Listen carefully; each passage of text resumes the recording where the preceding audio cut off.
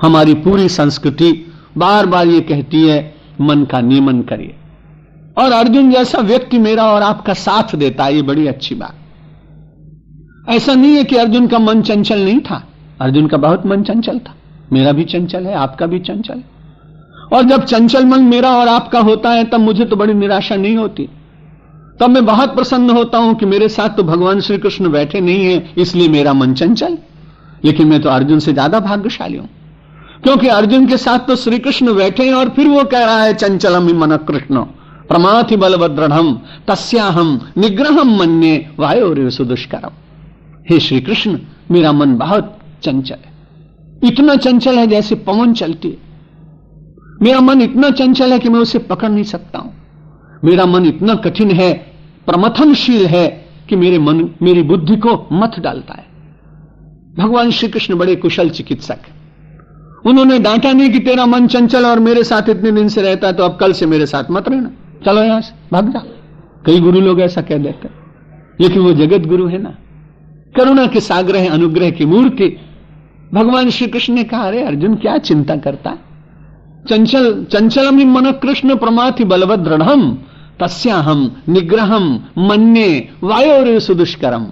भगवान ने कहा, अरे ठीक बात है, असंशयम मनो असंशयम। उन्होंने कहा कोई चिंता की बात नहीं, मनो दुर्निग्रहम चलम। ये मन तो बड़ा दुर्निग्रह है, बड़ा चंचल है, तू चिंता मत कर अर्जुन, तेरा मन जो है वो ठीक ही है, ऐसा सभी का मन होता है। कितना आश्वासन दिया। भगवान ने कहा मन चंचल है तो चिंता मत कर, तो करूं क्या? भगवान ने कहा बड़ा सरल है इसको वश में करना, अभ्यासेन तु कौन्तेय वैराग्येण च गृह्यते। अभ्यास के द्वारा और वैराग्य के द्वारा इसको स्थापित किया जा सकता है, इसको पकड़ा जा सकता है, इसके चांचल्य का विनाश किया जा सकता है। मन के संबंध में बहुत विचार हुआ, पूरे योग वाशिष्ठ में हुआ, श्रीमद् भगवद गीता में हुआ, उपनिषदों में हुआ, अध्यात्म रामायण में हुआ, रामचरितमानस में हुआ। इस मन ने कितने ग्रंथों को दिया है, इसलिए मन को तो मैं कई बार प्रणाम करता हूं कि यदि तू न होता तो निश्चित बात है कि ये सारे ग्रंथ आते कैसे। लेकिन मन का समर्थन व्यक्तिगत जीवन में नहीं करता हूं, और आपसे भी आग्रह करता हूं कि आप देखते रहें कि ये मन का विचार है या ये बुद्धि का विचार।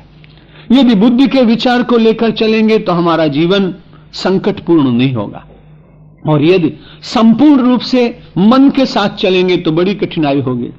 वैद्य ने कहा कि भाई कम से कम 15 दिन तक चटपटे पदार्थ मत खाना।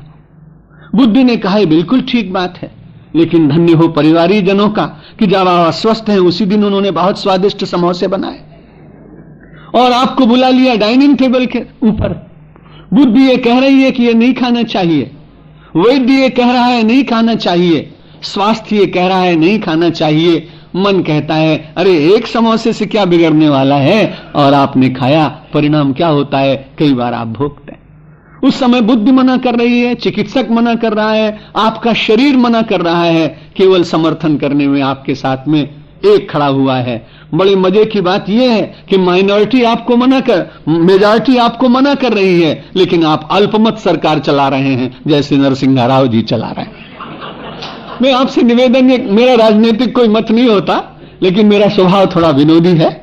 और जब मैंने संन्यास लिया तो मैंने अपने गुरुजी से कहा भी है कि महाराज मेरा घर द्वार छुड़ा रहे हो, ठीक बात, मैं अपनी तरुणाई समाज को दे रहा हूं, ठीक बात, लेकिन जो मैं कभी कभी हंसता हूं ये मेरी हंसी मुझसे छीन नहीं, क्योंकि और तो बात कुछ रही नहीं जाएगी। आनंदमय जीवन में कभी कभी उल्लास में आकर कोई विनोद की बात कहना ही मेरे स्वभावगत हो गया है। किसी के प्रति मेरा द्वेष नहीं होता, और न मैं किसी विशेष किसी राजनीतिक चिंतन का पक्षधर हूं। जहां भी कुछ अच्छा हो उसका समर्थन कर देते, और सहज रूप से कोई बात निकल जाए तो निकल भी जाती है, उसकी हम बहुत चिंता भी नहीं करते, क्योंकि हमें न सरकार से कुछ लेना है और न हमें सरकार को कुछ देना। आइए पुनः आपसे निवेदन करते। भगवान श्री कृष्ण जी ने कहा चंचलम ही मन कृष्ण असंशयम महाबाहो। और एक यहां शब्द बड़ा अच्छा लगा मुझे, आपने तो बहुत बार गीता पढ़ी। भगवान ने कहा अर्जुन तू अर्जुन नहीं है, महाबाहो।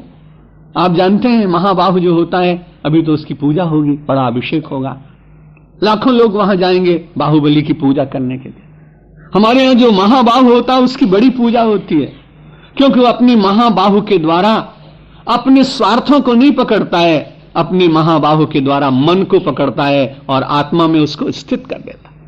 इसलिए भगवान श्री कृष्ण ने अर्जुन को कहा, रे तू तो महाबाहु है, तूने तो इंद्र को पराजित किया, तूने अनेक लोगों को पराजित किया, अरे तेरे लिए मन को पराजित करना ये कौन सी कठिन बात।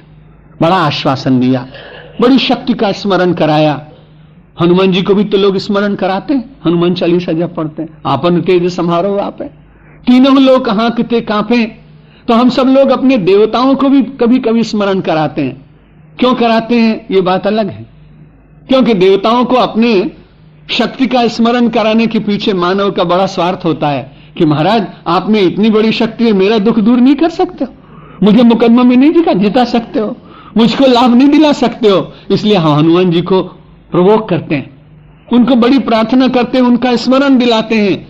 लेकिन जो लोग निष्काम भाव से उनकी शक्ति का स्मरण करते हैं, उनकी शक्ति मनोजय में मदद करती है। मन के चंचलता को शमन करने में उनकी अनुग्रह की शक्ति हमारी बड़ी सहायता बन जाती है। जितम जगत के न मनोहिये न,